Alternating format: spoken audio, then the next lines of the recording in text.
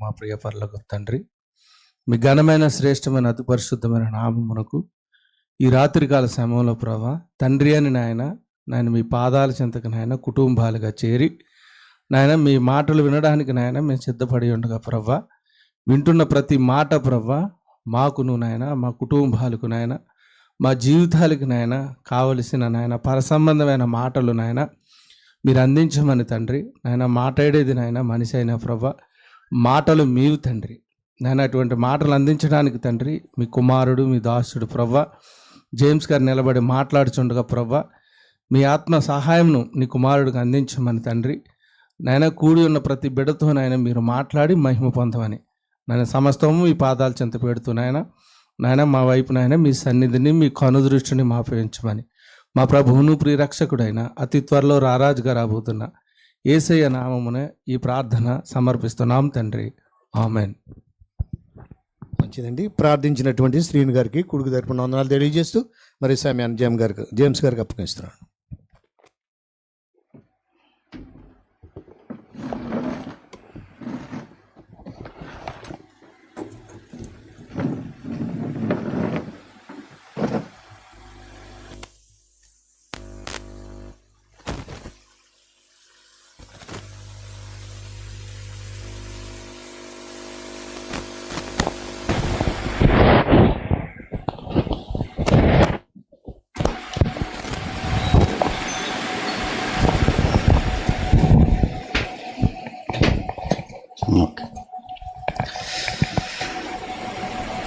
ముందుగా స్థానిక దైవజనులకి, అధ్యక్షుల వారికి, పెద్దలకు, ప్రతి వారం వాక్యం వింటున్న విశ్వాసులైన మీ అందరికీ క్రీస్తునామ శుభములు. చిన్న ప్రార్థన చేసుకుందామండి. ప్రార్థన. పరలోకమందున మా తండ్రి, ఈ ప్రత్యేకమైన బైబిల్ తరగతుల్లో కొన్ని సత్యాలు తండ్రి మేము నేర్చుకోవడానికి తండ్రి మా అందరితో మీరు ఉండండి. సంఘానికి కావలసిన కొన్ని విలువైన సంగతులు తండ్రి అందించడానికి నన్ను వాడుకోండి.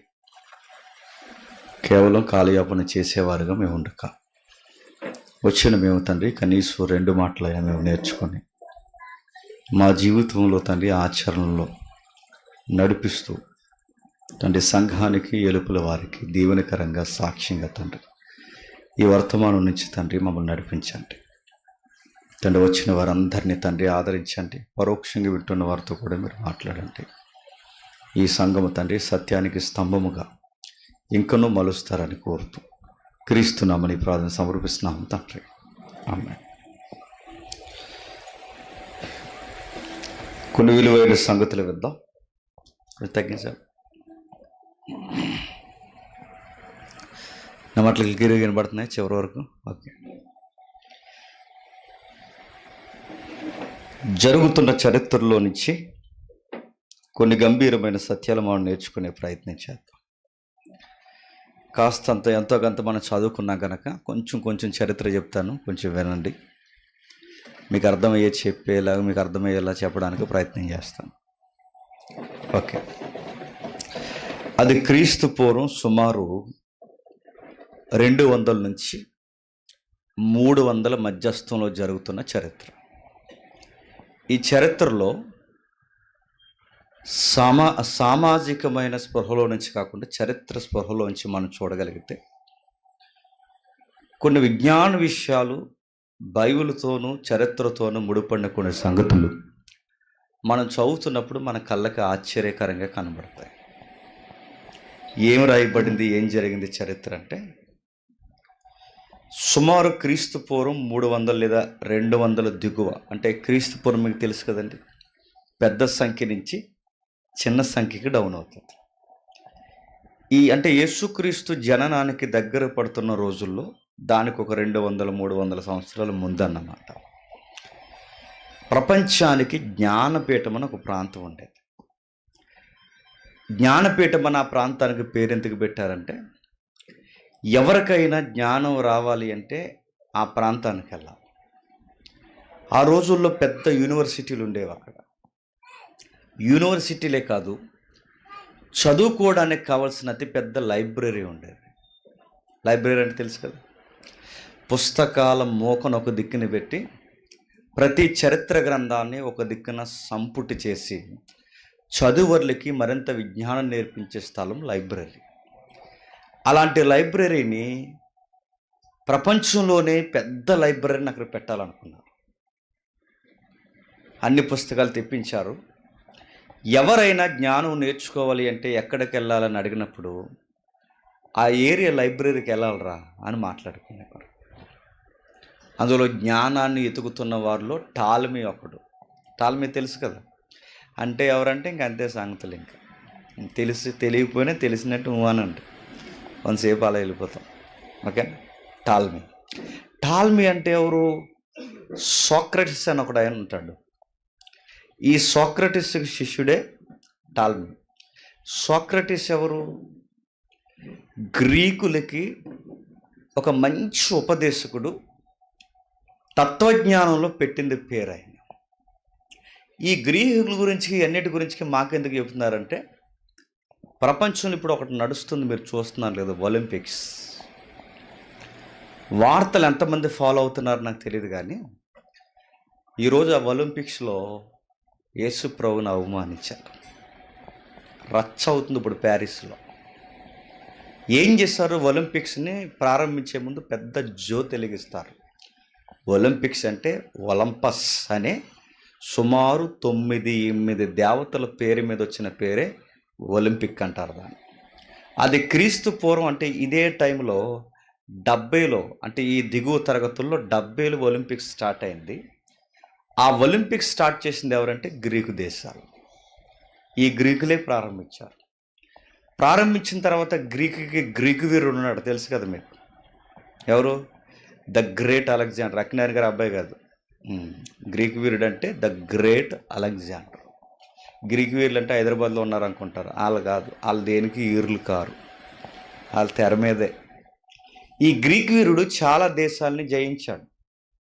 జయింపబడిన ఈ దేశాలన్నీ పొత్తు లేకుండా ఉన్న టైంలో మరలా ఐక్యత చేయడానికి ఆహ్లాదకరంగా ప్రజలను కలపాలి, దేశాలను ఐక్యతలో ఉంచాలని ఒలింపిక్స్ అనేది ప్రారంభించారు. ఆ ఆటల పోటీలు అంటే అన్నీ ఉంటాయి, ఒక క్రికెట్ తప్ప అన్ని గేమ్లు అందులో ఆడతారు. ఇప్పుడు ఈ చిరంజీవి ఇప్పుడు చూస్తున్నారు లేదు, ఈ సినిమా సెలబ్రిటీలు అందరూ ప్రస్తుతానికి ప్యారిస్లో తిరుగుతున్నారు. ఎందుకు తిరుగుతున్నారంటే ఒలింపిక్స్ చూడడానికి వెళ్ళారు. అక్కడి నుంచి ఫోటోలు పెడుతున్నారు, మన వాళ్ళు తెగ మురిసిపోయి షేర్లు చేసేస్తున్నారు. మీరు చూస్తున్నారు, ఇది ట్రెండ్ న్యూస్ చెప్తున్నాను. ఈ జరుగుతున్న మన శుక్రవారం ప్రారంభమైంది 26వ తారీఖున. ఈ ప్రారంభమైనప్పుడు ఏం చేస్తారంటే జ్ఞాపకం చేసుకుంటారు. ఇది సుమారు 18 లేదా 19 శతాబ్దాలకి ముందస్తులో ఆ కాలం వరకు ఒలింపిక్స్ ఆగిపోయిందంటే. ఎందుకు ఆగిపోయింది ఒలింపిక్స్ అంటే, ఈ బయట వాళ్ళు ఒప్పుకోరు, కానీ కాస్త చరిత్రను యథార్థంగా చదివిన వాళ్ళు ఒప్పుకుంటారు. ఎందుకు ఒలింపిక్స్ ఆగిపోయిందంటే, క్రైస్తవ్యం మొదటి శతాబ్దంలో ఊపందుకున్న తర్వాత, ఆ శతాబ్దంలో క్రైస్తవ్యం తెర మీదకి వచ్చిన తర్వాత వాక్యం చెబుతుంటే విగ్రహాలకి మాయదేవతలకి మొక్కుతున్న వారు సడన్గా సత్యదేవుడి వైపు తిరగడం స్టార్ట్ చేశారు. ఎప్పుడైతే నజరుడైన యేసు వైపుకి ప్రజలు తిరగడం ప్రారంభించారు, అసలే ఒలింపిక్స్ అంటే ఏంటి? దేవతల పేరు మీద జరిగే ఒక ఆటల పోటీ. ఇప్పుడు దేవతల మీద పోటీలు జరిగించకూడదురా అని రాజులే మారిపోయారు. ఆ మారిపోయిన రాజుల్లో ఎవరంటే, మొట్టమొదటి 3వ శతాబ్దంలో మనకు తెలుసు, మీ చరిత్ర తెలుసు అనుకుంటున్నాను నేను, ఆయన పేరు 3వ శతాబ్దంలో ఒక రాజు మారాడు, మన క్రైస్తవ రాజు, రోమన్ రాజు. ఎవరికైనా ఐడియా ఉందా? జస్ట్ పేరు మర్చిపోని సి మీద ఉంటుంది ఆయనది, కాన్స్టాంటినోపుల్. ఓకే, ఆయన మారిపోయాడు. ఆయన మారిపోయిన తర్వాత క్రైస్తవ్యానికి ఒక క్లాసిక్ లుక్ వచ్చింది. ఇలా ప్రారంభమైన తర్వాత క్రైస్తవులు అధినేతలు మారి ప్రపంచానికి ఎప్పుడైతే ఊపందుకున్నారో విగ్రహారాధన స్థాయి తగ్గిపోయింది. ఒలింపిక్స్ 18, 19వ శతాబ్దం వరకు ఆగిపోయాయి. అప్పుడు క్రైస్తవ్యం పుట్టి, అప్పుడు సువార్తలు ఒలింపిక్స్ని ఆపేశాయి. ఇప్పుడు క్రైస్తవ్యం పుట్టి, ఇప్పుడు దేశాలకి మళ్ళీ దయ్యానికి దాసోహం చేశాయి.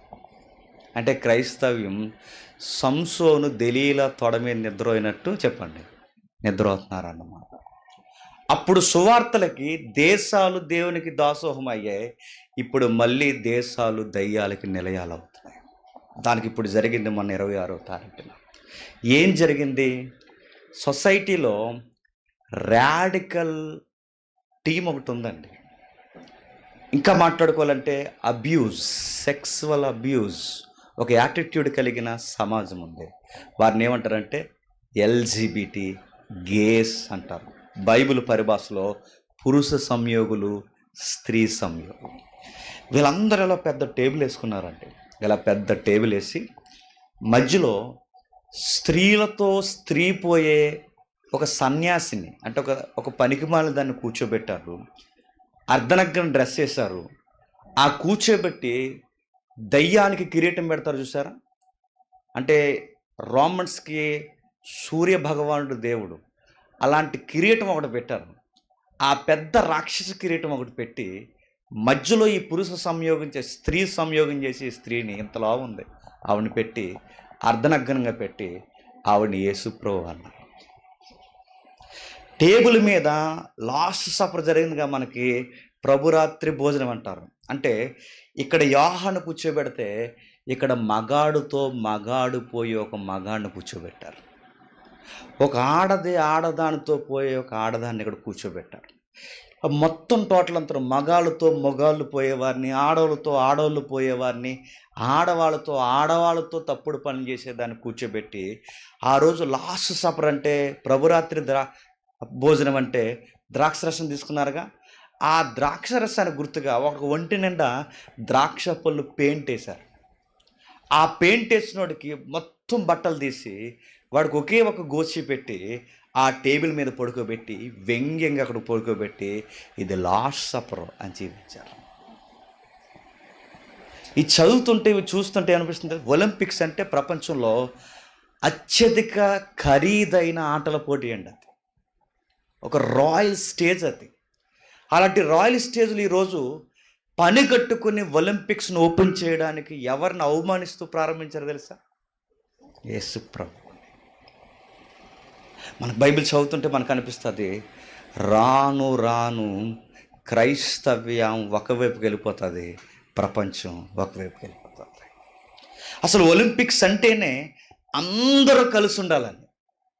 కానీ ఇప్పుడు చూడండి, మనం అందరం కలిసి ఉందాం, క్రైస్తవ్యాన్ని చెప్పండి అవమానిద్దామని ఒలింపిక్స్లో పెద్ద పీటేశారు. ప్యారిస్లో జరిగింది. ఇప్పుడు అలాంటి గ్రీకుల మూలాల్లోంచి ఇప్పుడు మనం వెళ్తున్నాం. అలాంటి గ్రీకు మూలాలు మనం చదువుతున్నాం. అలాంటి గ్రీకు పండితుల ప్రాంతానికి మనం వెళుతున్నాం. ఆ గ్రీకు పండితులు మేధావులు. వాళ్ళు ప్రారంభించిన ఏ కార్యక్రమం అయినా ప్రపంచం ఆశ్చర్యంగానే చూసింది. అది ఆటల పోటీ అయినా, చరిత్ర అయినా, యుద్ధ నైపుణ్యమైనా, వారు చెప్పిన ఫిలాసఫీలు అయినా, ఏదైనా వాళ్ళని ఢీకొట్టే వాళ్ళు లేరు. అందుకే మీరు చూడండి, అరిస్టాటిల్ పుట్టింది వాళ్ళ దగ్గరే పుట్టాడు, సోక్రటిస్ పుట్టింది వాళ్ళ దగ్గరే పుట్టాడు, టాల్మీ పుట్టింది వాళ్ళ దగ్గరే పుట్టాడు. టాల్మీ అట్లాస్ కోసం మాట్లాడింది ఈ రోజుకి మనకు వింతగా ఉంటుంది. టాల్మీ మాట్లాడిన వింతైన సబ్జెక్ట్స్ ఉన్నాయి. భూకేంద్ర సిద్ధాంతం ఉంది, ఒక్కటా రెండా ఎన్ని విషయాలు మాట్లాడాడో. అలాంటి టాల్మీకి జ్ఞానం సరిపోలేదట. ఇంకా జ్ఞానం సంపాదించాలి, ఇంకా జ్ఞానం సంపాదించాలి. ఎక్కడికి వెళ్ళి జ్ఞానం సంపాదించాలి? ఎక్కడికి వెళితే ఈ భూలోకంలో ఎక్కడ జ్ఞానం జరుగుతుందంటే అదిగో పలానా ప్రాంతంలో లైబ్రరీ కట్టారట, అక్కడికి మనం వెళితే ఇంకా జ్ఞానం సంపాదించవచ్చు. ఎక్కడ లైబ్రరీ కట్టారు? పలానా ప్రాంతంలో. అటు ఆఫ్రికాకి ఇటు ఆసియాకి మధ్యన ఒక ప్రాంతం కట్టారు, ఒక టౌన్ కట్టారు. ఆ టౌన్ కట్టింది ఎవరు? ఆ సిటీని ఫామ్ చేసింది ఎవరు? ద గ్రేట్ అలెగ్జాండర్ కట్టాడు. ఎవరు? The great Alexander. ఇప్పుడు అలెగ్జాండర్ ఆ సిటీని కట్టారు కనుక ఆ సిటీకి ఆ పేరు కూడా ఎవరిది పెట్టారంటే అలెగ్జాండర్ పేరే పెట్టారు. అందుకే అలెగ్జాండర్ కట్టాడు కనుక ఆ సిటీ పేరు అలెగ్జాండ్రియా. దాని తెలుగులో అలెగ్జాండ్రియా అంటారు బైబిల్లో. నా మాట అర్థమైందా? అంటే ఆ రోజుల్లో కట్టిన అతిపెద్ద పట్టణం లేదా అతిపెద్ద జ్ఞానపీఠం అని పిలువబడుతున్న పట్టణమే అలెగ్జాండ్రియా. ఎవరు కట్టారు ఈ పట్టణాన్ని? ప్రపంచ దేశాన్ని 33.5 సంవత్సరాల్లో గడగడలాడించేసిన ఒక వీరుడు కట్టాడు. భారతదేశపు జీవనదుల వరకు పరుగులు తీసి భారతదేశానికి కూడా భయం పుట్టించిన ఒక వీరుడు కట్టాడు. ఏ దేశానికి పోయినా ఎక్కడికి పోయినా అలెగ్జాండర్ పేరు చెప్తే ఈ రోజుకి పుంకాలు మాట్లాడతాడు, ఉండాల్సిన మనిషే అని చెప్పుకుంటారు. అలాంటోడు ఆ టౌన్ కట్టి మన గ్రీకు పౌరులందరూ జ్ఞానవంతులు అవ్వాలి, ప్రతి ఒక్కరూ జ్ఞానం సంపాదించాలి, ప్రతి ఒక్కరూ జ్ఞానవంతులే, గ్రీకులే ప్రపంచాన్ని ఏలాలి అనుకున్నారు, నిర్ణయించుకున్నారు. ప్రతి పుస్తకాన్ని తీసుకొచ్చి అక్కడ పెట్టారు. ఆ పుస్తకాలు తీసుకొచ్చి పుస్తకాల నిలయంగా లైబ్రరీని ఏర్పాటు చేశారు. కొన్ని ఫిలాసఫీలు ఉంటాయి ఆ ఏరియాల్లో, మనకు సందర్భం కాకపోయినా కొంచెం లైట్గా టచ్ చేసిన వదిలేస్తాను. త్రోయా అని ఒక ప్రాంతం ఉంటుంది, తెలుసు కదా, దాన్ని ఇంగ్లీష్లో ట్రాయ్ అంటారు. దాన్ని ట్రాయ్లో ఎర్క్లెస్ అని ఒకడు ఉంటాడు. ఆడొక దేవుడు, ఆడొక విప్లవకారుడు. ఆ రోజుల్లో పౌరులు ఇలా బతికేవారట. నేను బతికితే దేశం కోసం పోరాడి చచ్చిపోవాలని బతికేవారట. నేను బతికితే ఎర్క్లెస్లా బతకాలి, నేను బ్రతికితే అలెగ్జాండర్లా బ్రతకాలి. అంటే పోరాటం చేస్తూ చేస్తూ చేస్తూ చచ్చిపోవాలి. ప్రపంచంలో ఏ మూలకు పోయినా ఇది మనకు తెలియదనడానికి లేదు. ప్రతి మతాన్ని గురించి మనకు తెలియాలి, ప్రతి జ్ఞానమును గురించి మనకు తెలియాలి, ప్రతి భాషను గురించి మనకు తెలియాలి. మన దేశ సంస్కృతి ప్రపంచ దేశాలను ఏలాలి. మన భాష అందరికీ ప్రపంచ భాష అవ్వాలి. అందుకే వాళ్ళు లైబ్రరీలు కట్టారు, యుద్ధ నైపుణ్యాలు నేర్చుకున్నారు. అక్కడ ఎవడైనా పౌరుడు పుడితే మగపిల్లగాడిని చిన్నప్పటి నుంచి ఎలా పెంచుతారో తెలుసా? దేశం కోసమే చచ్చిపో, ఊరు కోసమే చచ్చిపో, ప్రజల కోసం చచ్చిపో, సొంత జాతి కోసం, సొంత ప్రజల కొరకు చచ్చిపో అని పెంచుతారు. ఎలా చచ్చిపోవాలి? అలెగ్జాండర్లా చచ్చిపో, ఎక్లెస్లా చచ్చిపో, ఎక్లేసియాలా చచ్చిపో. ఇలాంటి పౌరుల్ని చూపించి అదిగో అలా రాజుల్లా చచ్చిపోనగానే. అందుకే 33.5 సంవత్సరాలకే చచ్చిపోయాడు అలెగ్జాండర్. ఎక్లీసియాలో కూడా యంగేజ్లో చచ్చిపోయాడు, ఎర్క్లెస్ కూడా యంగేజ్లో చనిపోయినట్టు చూపిస్తారు. హిస్టరీలన్నీ చదువుతున్నారు, పెద్ద లైబ్రరీ. వాళ్ళకి ఎవడో చెప్పలేడు, ఎందుకంటే వాళ్ళ జ్ఞానులు వాళ్ళు. అలాంటి ఏరియాలో వాళ్ళందరికీ ఒక థాట్ వచ్చింది, అన్ని పుస్తకాలు ఉన్నాయి, ప్రపంచాన్ని సవాల్ చేసే ఒక పుస్తకం ఉందట. ఆ పుస్తకం మాత్రం మన దగ్గర లేదని పెద్దల కన్నుల్లో చెవుల్లో పడింది.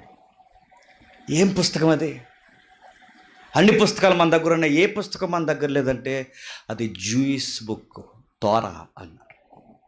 యూదుల పుస్తకం తోరా. తోరా అంటే మోసే రాశాడా 5 కాండాలు. ఆ 5 కాండాలు బేస్ చేసుకుని రాశారే ప్రవక్తల గ్రంథాలు. దాన్ని మొత్తం కలిపితే పాత నిబంధన సంపుటి అంటారు. అన్నీ ఉన్నాయి. ఆ పాత నిబంధన ఏదో ఉందంట యూదుల దగ్గర. అది చదివితే బిడ్డలు వర్ధిల్లుతారట, అది చదివితే దేశ సార్వభౌమాధికారం బాగుంటుందట, అది చదివితే జ్ఞానులు అవుతారట. ఎన్నో నిగూఢమైన సత్యాలు ఉన్నాయట. మన లైబ్రరీలో అన్ని పుస్తకాలు ఉన్నాయి, ఆ పుస్తకం లేదన్నారు. ఇంకా ఆలస్యం చేయకుండా ఆ పుస్తకాన్ని తెప్పించండి. తెప్పించారు. పుస్తకం చూస్తేనేమో అది ఎబ్రీలో ఉంది. వీళ్ళకి ఎబ్రీ రాదు, ఏమొచ్చు? గ్రీక్ వచ్చు. మరి ఎలా? ఎబ్రీలో ఉన్న ఈ పుస్తకాన్ని ఇప్పుడు గ్రీకులోకి తర్జుమా చేయాలి. ఎవరు తర్జుమా చేస్తారు? నువ్వు ఎవరు తర్జుమా? ఎబ్రీ భాష అంత ఈజీ కాదు. ఎబ్రీని తర్జుమా చేయాలంటే 2 బహుముఖ తెలిసిన భాష పరిజ్ఞానం కలిగిన వారు తయారు చేయాలి. ఎవరుంటారంటే పెద్దలందరూ కలిసి 72 మంది పండితులు తీసుకొచ్చారు తెర మీదకి. ఎంతమంది? 72 మంది. ఈ 72 మందిని కూర్చోబెట్టి పాత నిబంధన తర్జుమా చేయమన్నారు. మొత్తం ఆది కాండం నుంచి మలాకి గ్రంథం వరకు మొత్తం పాత నిబంధన గ్రంథాన్ని తర్జుమా చేశారు. ఆ తర్జుమా చేసిన దాన్నే మీరు ఎప్పుడైనా బైబిల్ నిఘంటు కానీ కామెంటరీలు కానీ చదివితే ఎక్స్ అనేసి స్టార్ అనేసి రోమన్ అంకెలు వేస్తారు. ఎక్స్ స్టార్ అని రోమన్ అంకె ఉందంటే ఆ బైబిల్ రిఫరెన్స్ ఎక్కడదంటే గ్రీకు తర్జుమా చేసిన అలెగ్జాండ్రియా బైబిల్ అని అర్థం. అర్థం అవ్వకపోతే మళ్ళీ చెప్తాను. అర్థమైందా? నెక్స్ట్ ఎక్స్ అనేసి దాన్ని ఏమంటారన్నా? సెప్టజెంట్ అంటారు, సెప్టోజెంట్ అంటారు. అంటే ఎక్స్ అనేసి స్టార్ అనేసి ఏదన్నా రోమన్ చేస్తే సెప్టోజెంట్ అంటే గ్రీకులో 72 మంది చేత తర్జుమా చేయబడిన బైబిలు అని అర్థం. అది తెచ్చి లైబ్రరీలో పెట్టారు, అందరూ చదువుతున్నారు. ఆ రోజుల్లో ఒక మేధావి తిరుగుతున్నాడు బైబిల్ చదవడానికే కాదు, జ్ఞానం చదవడానికి. అందులో మేధావి తిరుగుతున్నాడు, ఆయన పేరే టాల్మీ చదివాడు. చాలామంది చదివారు. గ్రీకుల్లో మెజారిటీ పీపుల్ ఆ 2-3 శతాబ్దంలో ఉన్నవారు చదివారు. ఆ చదువుతున్న వేళలో మరొకరు కూడా బైబిల్ చదివారు. ఆ చదివిన ఆయన గురించి బైబిల్లో రాయబడి అదే ఈరోజు మనం ధ్యానిస్తాం. చూద్దాం ఒకసారి. అపోస్తుల కార్యములు రెండొకసారి. అపోస్తుల కార్యములు 18వ అధ్యాయం. అపోస్తుల కార్యములు 18వ అధ్యాయం 24వ వచనం చూడండి. అలెగ్జాంద్రియ వాడైన అపోల్లో అన్న ఒక యూదుడు ఎఫెసునకు వచ్చెను. కొంచెం సౌండ్ తగ్గించాను. అతడు అలా ఉంచాను. విద్వాంసుడును లేఖనముల యందు ప్రవీణుడై ఉండెను. అతడు ప్రభు మార్గము విషయమై ఉపదేశము పొంది తన ఆత్మయందు తీవ్రపడి. ఆగుదాం ఒకసారి. మొదటి పదాలు ఒకసారి చూడండి. అలెగ్జాంద్రియ వాడైన, ఇంగ్లీష్లో చెప్పండి ఆ పేరు, అలెగ్జాండ్రియ వాడైన. అలెగ్జాండ్రియా టౌన్ కట్టింది ఎవరు చెప్పండి? The great Alexander. అలెగ్జాండర్ కట్టిన పేరునే అలెగ్జాండ్రియా అంటారు, దాన్నే అలెగ్జాంద్రియా అంటారు. నెక్స్ట్, ఆ ఊరికి సంబంధించినోడు అంటే ఎవరు? అపోల్లో. అంటే ఆ ఊర్లోనే పుట్టాడు ఆయన. యూదుడైనా ఆ ఊర్లోనే పుట్టాడు. ఆ సంస్కృతులు బాగా తెలుసు, ఆ ప్రాంతంలో పెరిగాడు. అందుకే వాళ్ళ అమ్మా నాన్న కూడా అబ్బాయికి ఏ పేరు పెట్టారంటే అపోల్లో అని పెట్టారు. అపోల్లో అంటే విశ్వాన్ని పరిపాలిస్తున్న ఒక గ్రీకు దేవుడి పేరు అది. అందుకే స్పేస్ ర్యాకెట్లకు పేర్లు పెడతారు చూసారా? అపోల్లో 1, అపోల్లో 11, అపోల్లో 13, 14 అని పెడతారు. అపోల్లో అంటే అపోలో హాస్పిటల్ కాదు. అపోలో హాస్పిటల్ అని పెట్టారనుకున్నారు? ఈ విశ్వాన్ని పరిపాలిస్తున్నాడు ఒక గ్రీకు దేవుడు ఉన్నాడు. అంటే ఆరోగ్యము, సమతుల్యత, విశ్వాల్ని పరిపాలిస్తున్న ఒక దేవుడు ఉన్నాడని వాళ్ళు నమ్ముతారు. నిజానికి అది గాలి దేవుళ్ళు అండి, వాళ్ళు నమ్ముతారు. ఆ నమ్ముతున్న ఆ గాలి వ్యవహారాన్ని నమ్మితే ఆ దేవుడిని నమ్ముతారు కనుక ఆ గ్రీకు దేవుడి పేరేటంటే స్పేస్లోకి ర్యాకెట్ వెళ్తుంది కనుక ఆ ర్యాకెట్కే ఆ దేవుడి పేరెట్టారు. ఆ రోజుల్లో ఆ దేవుడు గొప్ప, ఆ దేవుడు గొప్ప దేవుడు కనుకే ఈ అబ్బాయికి కూడా ఏం పేరెట్టారండి? అపోలో అని పేరెట్టారు. అలెగ్జాండర్ ఏరియాలో పుట్టాడంటే ఆ ఏరియా దేనికి పేరు? జ్ఞానపీఠం అని పేరు. ఇప్పుడు జ్ఞానపీఠం అనే పేరైతే అందరు పుస్తకాలు చదువుతారు. అక్కడ గ్రీకు పౌరులుగా లేదా గ్రీకు ప్రాంతాల్లో అలెగ్జాండర్లో పుట్టిన ప్రతి కుర్రోడు ఎక్కడికి వెళ్తాడు చెప్పండి? లైబ్రరీకి వెళ్తాడు. మన కుర్రోళ్ళు ఎక్కడికి వెళ్తారు చెప్పండి? ఫోన్ పెట్టుకుని తోటలో పోతారు. అందుకే ఇలాగ ఏడిశారు.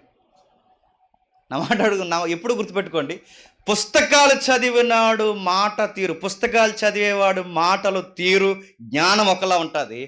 ఏ పుస్తకాలు చదివిన వాడు సన్నాసిగడి మాటలు ఒకలా ఉంటాయి. మీరు చూడండి. అందుకే మేధావులందరూ చెప్తారు చదవాలి, పుస్తకాలు చదవాలి, న్యూస్ పేపర్లు చదవాలి, సొసైటీని చదవాలి, ప్రతి పుస్తకాన్ని అధ్యయనం చేయాలి, చదవాలి. జ్ఞానం రావాలంటే టింగు మన ఆకాశం నుంచి వచ్చి ఏదైనా లోపల పడుతుంది అనుకుంటున్నా? నో, పుస్తకాలు చదవాలి. ఈ పుస్తకం నీకు అర్థం కావాలంటే నీ చుట్టూ ఏం జరుగుతుందో పుస్తకాలు చదవాలి. ఒక భక్తుడు అంటాడు, ఈ బైబిల్ నువ్వు బోధించాలి అంటే ఇదిగో ఇది దేవుడు పంపించిన వార్త అయితే బయట వార్తాపత్రిక చదువు. బయట వార్తాపత్రిక చదివినప్పుడు ఈ వార్తని ఎలా చెప్పాలి నీకు అర్థమవుద్ది అన్నాడు. ఈ సువార్త నువ్వు చెప్పాలంటే బయట వార్త ఏంటో నీకు తెలియాలి. చదువుతున్నాం మనం ఒక ఫోనే మన జీవితం అంతా. బాత్రూంలో కట్టిపోతున్నారు ఫోన్లు. ఖాళీ లేదు, తినే దగ్గర ఫోను, బాత్రూమ్ ఫోను, ఎక్కడ పడతారు ఫోన్, గోతులు అడిపోతున్నారు ఫోన్ అట్టుకుని వెళ్ళిపోయి. ఆ సాటర్డే అకౌంట్ అమ్మాయి మీరు చూసారు లేదో వీడియో. సాటర్డే అకౌంట్ అంటే మాటలండి. సాటర్డే అకౌంట్ అంటే ఎంత శాలరీ గ్రాస్ ఎంత బాగుంటుందంటే ఎంత డబ్బులు వాళ్ళకి జీతం ఎంత వస్తుందో. యంగ్ గర్ల్ అమ్మాయి అందంగా ఉంది, చక్కగా ఉంది. ఆ అమ్మాయికి రీల్స్ పిచ్చి ఉంది. అన్నీ రీల్స్ చూసారు, గెంటేయడమే ఇంకెలా రీల్స్ చెయ్యడిపోవాలి తప్ప రీల్ అవ్వదు. రీల్స్ కోసం ఎన్ని పిచ్చేసలు వేస్తున్నారు. మంచి శాలరీ ఉంది, అందం ఉంది, రేపో మాపో సంబంధాలు వస్తున్నాయి, పెళ్లి చేసుకుంటారు, మంచి శాలరీ, ఎన్ఆర్ఐ సంబంధం ఏదో వచ్చి రెడీగా ఉంటుంది. అలా టైంలో ఈ అమ్మాయికి రీల్స్ పిచ్చి ఉంది. డిఫరెంట్ రీల్ చేయాలనుకుంది, కొండ శిఖరాలకు వెళ్ళింది, మంచి రీల్ చేసి లైక్స్ ఎక్కువ కొట్టుకుంది. అదే లాస్ట్ రీల్ కింద అడిపోయింది, చచ్చిపోయింది. రీల్స్ పిచ్చి. ఈరోజు రీల్స్ చేయడానికి బైక్ రైడ్లు చేసి చచ్చిపోతున్నారు. రీల్స్ కోసం ఎన్ని పిచ్చి పనులు చేస్తున్నారండి. భార్య భర్తలు ఇద్దరు కలిసి డ్యాన్స్ చేస్తున్నారు. దేనికంటే రీలు. నేను ఈ మాట అంటున్నాను, ఏమనుకోకండి. సొసైటీ ఎలా ఉందో అర్థం అవ్వాలి. నిన్నో మొన్నో బలిసిన కుటుంబం ఫస్ట్ నైట్ ఈ వీడియోని రీల్ చేశారండి వాళ్ళు. ఫస్ట్ నైట్ని ఏమనాలండి ఈ సొసైటీని? అలాంటి చెత్త సొసైటీలో ఈ డేటాను మనం సరిగ్గా వాడకపోతే జ్ఞానం పెరుగుతుంది అనుకుంటున్నారా? ఉన్న మెదడు మోకాల్లో దిగిపోద్ది, పోద్ది. Time loss, money loss, energy loss, అంతా లాస్. దీనివల్ల మొత్తం లైఫే లాస్. ఇచ్చే టైం ఇదిగో, నువ్వు భోజనం దగ్గర ఒక మొబైల్ పెట్టుకుంటున్నావు, అదే బైబిల్ పెట్టుకో. తినేటప్పుడు కూడా ఒక బైబిల్, ఒక అధ్యాయం చదువు. ఎక్కడ పడితే అక్కడ మొబైల్ పట్టుకునే ప్లేస్లో ఒక పుస్తకాన్ని పట్టుకో. ఎవరో మంచి మేధావి అన్నాడు, మన దేశం మేధావి, రే సిరిగిపోయిన సొక్కాన్ని వేసుకో కానీ చెప్పు, మంచి పుస్తకం కొనుక్కో. ఒక అడుగు ముందుకేసి అంటున్నాను, ఆ పుస్తకంతో పాటు ఇంకా మంచి పుస్తకం బైబిల్ కొనుక్కో. ఆ బైబిల్ చదువుకో. ఆ బైబిల్ చదివితే ఎలాంటి వారు చదివారు? ఇదిగో టాల్మీ లాంటి వాళ్ళు చదివారు, అపోలో లాంటి యంగ్స్టర్ చదివారు. యంగ్ బాయ్ చదివాడు. చదివినోడు మామూలుగా చదవలేదు. అలెగ్జాండర్ ఏరియాలో అపోలోని ఒక యూదుడు ఎపెస్సీనికి వచ్చును. అతడు విద్వాంసుడు, లేఖనముల యందు ప్రవీణుడు. విద్వాంసుడు అంటే చాలా పట్టు ఉందంట ఆయనకి, లేఖనాల్లో చాలా గ్రిప్ ఉందంట. విద్వాంసుడు, లేఖనముల యందు ప్రవీణుడు, విద్యను ఎరిగినవాడు. అంటే ఆ ఏరియాలో పిల్లలందరూ బాగా చదువుకుంటారు, ఆ ఏరియాలో పుస్తకాలు బాగా చదువుతారు. ఆ పుస్తకాలు చదివి అలవాటు ఉంది కనుకే ఆ లైబ్రరీకి పోయినప్పుడు ఖచ్చితంగా ఏం చదువు ఉంటాడు చెప్పండి? చరిత్ర బయట చెప్తుంది, ఖచ్చితమైన చరిత్ర. ఆ అబ్బాయి లైబ్రరీలో పాత నిబంధన చదివాడు. నీకులాగా నాకులాగా ఇంట్లో 4 బైబిళ్ళు ఉన్న కాలం కాదు అది. నీలాగా నాలాగా కిటికీలో ఒక బైబిలు, లోపల ఒక బైబిలు, బయట ఒక బైబిలు, ఇష్టం ఉంటే బైబిల్ పట్టుకొని లేకపోతే మర్చిపోవడం. బైబిల్ మర్చిపోతాం ఏంటి ఈ మధ్య? బైబిల్ మర్చిపోతున్నారు, చర్చకొచ్చి బైబిల్ మర్చిపోతున్నారు. బైబిల్ ఎక్కువైపోయి ఈ రోజు. ఆ రోజుల్లో బైబిల్ ఎక్కడ పడితే అక్కడ లేవు. ఒకే ఒక్క బైబిల్ ఉంటే పండితుల దగ్గర ఉంటుంది, ఉంటే ఇలాంటి గ్రంథాలయంలో ఉంటుంది, ఉంటే రాజుల దగ్గర ఉంటుంది, యాజకుల దగ్గర ఉంటుంది, సమాజ మందిరంలో ఉంటుంది. ఎక్కడ పడితే అక్కడ బైబిల్ లేదు. ఆ రోజుల్లో కుర్రోడికి బైబిల్ లేఖనాలు ఎలా దొరికాయి అంటే చరిత్ర చెప్తుంది, ఆ లైబ్రరీలో పెట్టారు. 72 మంది తర్జుమా చేసి, 72 మంది తర్జుమా చేసిన ఆ బైబిల్ని కుర్రోడు చదివాడు. ఎలా చదువుంటాడు చెప్పండి? రోజు ఆ బైబిల్ చదవడానికే లైబ్రరీకి పోతున్నాడు. రోజు చదువుతున్నాడు. మన బైబిల్ మన దగ్గర ఉంది కనుక నచ్చినప్పుడు చదువుతాం. ఆ అబ్బాయి నచ్చినప్పుడు చదవడానికి లేదు. ఆ అబ్బాయికి టైం కుదిరించుకుని వెళ్ళిపోయి చదువుకోవాలి. చదువుకున్నాడు. మనకులాగా రెఫరెన్స్ గుర్తుపెట్టుకున్నాడా? హృదయం మీద రాసేసుకున్నాడు బైబిల్. ఎందుకంటే బైబిల్ కాపీ ఎవరు? ఆ రోజు ప్రింటింగ్ లేదు. దానికి మళ్ళీ ఒక నకలు తయారు చేయాలంటే జరిగే పని కాదు, అసలే నకలు అది. ఇప్పుడు దాన్ని తయారు చేయాలంటే మళ్ళీ ప్రత్యేకించి 72 మంది తర్జుమా చేసి అపోలోకి ఎవరు? చదువుకున్న బైబిల్ని బై హార్ట్ చేశాడు. బై హార్ట్ అంటే హృదయంలో రాసేసుకున్నాడు. మొత్తం పాత నిబంధన గ్రంథాన్ని గుర్తుపెట్టేసుకున్నాడు. ఏ రెఫరెన్స్నైనా సరే ఇట్టే చెబుతాడు. మనము రెఫరెన్స్ గుర్తుండదు మనకు. ఆ మూలన ఉంటుందండి ఈ రెఫరెన్స్, ఈ మూలకు ఉంటుంది అన్నాను, మూలకు ఉంటుందంట. మనకు అయ్యే గుర్తుంటున్నాయి. ఆయన బై హార్ట్ చేశాడు చూడండి. ఆయన బైబిల్ అంతా కసిగా చదివాడు, లేఖనముల యందు పట్టుగలిగిన వాడు. అతడు ప్రభు మార్గం విషయమై ఉపదేశము పొంది తన ఆత్మయందు తీవ్రపడి యోహాను బాప్తిసం మాత్రమే తెలుసుకుని వాడై యేసును గూర్చిన సంగతులు వివరముగా చెప్పి బోధించుచు సమాజ మందిరములో ధైర్యముగా మాటలాడనారంభించును. కొన్ని పదాలు అక్కడ ఉన్నాయి చూడండి. అతడు ప్రభు మార్గ విషయమై ఉపదేశము పొంది తన ఆత్మయందు తీవ్రపడి. ఇప్పుడు ప్రశ్న అడుగుతున్నాను చెప్పండి, ఈ అబ్బాయికి పాత నిబంధనలో ప్రభు ఉన్నాడని ఎలా తెలిసిందండి? ఇప్పుడు మనకు సువార్తలు ఉన్నాయి కనుక తెలిసిపోతుంది. నజరేతులో యేసు ప్రభు యొక్క లైఫ్ స్టోరీ అంతా రాయబడింది సువార్తలు. పత్రికల్లో అపోస్తులు పనిచేశారు కనుక తెలిసిపోతుంది. పాత నిబంధనలో యేసుని కనిపెట్టడం అంటే మాటలా? అది పట్టు అంటే. ఇప్పటికిప్పుడు పాత నిబంధన ఇచ్చి ఇందులో రక్షకుడు ఉన్నాడు ఎతకరంటే మనం ఎతకగలవా? క్రొత్త నిబంధన వ్యాఖ్యానం లేకపోతే, పాత నిబంధన క్రొత్త నిబంధన వ్యాఖ్యానం లేకపోతే అసలు మనకు యేసు ప్రభువుని పట్టుకోవడం చెప్పండి చాలా కష్టం. అందుకే పాత నిబంధనకి వ్యాఖ్యానం క్రొత్త నిబంధన ఉంది కనుక మనకు యేసుక్రీస్తు వారు తెలుసు. ఆ క్రొత్త నిబంధన లేనప్పుడే యేసు ప్రభువుని పట్టుకున్నాడు. ఎలా పట్టుకున్నాడు? లేఖనాలయందు పట్టు సాధించాడు. ఆ యూదులకి లేదా ఆ అబ్బాయికి చదువుతున్నప్పుడు తారసపడుతున్నాడు పాత నిబంధనలో ప్రభు అయిన యేసుక్రీస్తు వారు. అంటే పాత నిబంధన భక్తులకి ఆ రోజుల్లోనే ప్రభు అయిన యేసుక్రీస్తు వారు తెలుసు అంటే తెలుసు. ఏ మోసేకి తెలియదో చెప్పండి? మోసే వాళ్ళ అమ్మగారు అడిగారు, మీకు తెలుసు. ఆ మాట మనకి శిలాపలకాల మీద రాసుకున్న మాటలాగా రాసుకోవచ్చు మనం. మోసే వాళ్ళ అమ్మగాని అమ్మ అడిగింది, ఒక్కసారి నన్ను అమ్మనరా అని. ఒక్కసారి నన్ను అమ్మను, అపోజిషన్ కూడా ఉండదు, నీకు ప్రతిపక్షం కూడా ఉండదు. అసలు ఈజిప్ట్కి నువ్వే కింగ్ అయిపోతావు. ఫరో తర్వాత ఎవరు ఫరో కాదు, నువ్వే ఫరోవి. ఒక్కసారి నన్ను నమ్మంటే ఎలక్షన్ కూడా లేదు నీకు, నువ్వే నెక్స్ట్ ఫరో అన్నాడు. అలా టైంలో ఆయన ఏమన్నాడు తెలుసా? అమ్మ, ఈ ఐగుప్తి సింహాసనం కన్నా క్రీస్తు ప్రజలతో నింద అనుభవించుటే గొప్ప భాగ్యం. అంటే క్రీస్తు పూర్వం 3000 సంవత్సరాల క్రితం ఉన్న మోసేకి ఇంకా పుట్టక ముందే ప్రభు అయిన యేసుక్రీస్తు వారి గురించి తెలుసంట. మాటలు అర్థమవుతున్నాయా? యాకోబుకి చూచాయిగా తెలుసట. యాకోబుకి తెలుసట, ఇదిగో యోధాలో నక్షత్రము ఉదయించును అని.